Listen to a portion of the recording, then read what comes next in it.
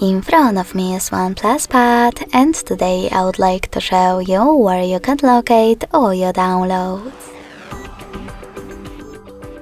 First of all, open Files app, and if you never used it before, tap on Continue. Then select Allow and click on Browse over here under Clean on the left. Last but not least, just select Downloads category.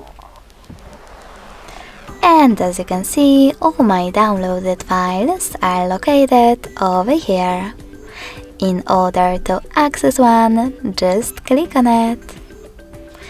Thanks so much for watching. If you enjoyed this video, don't forget to leave a like, comment and subscribe.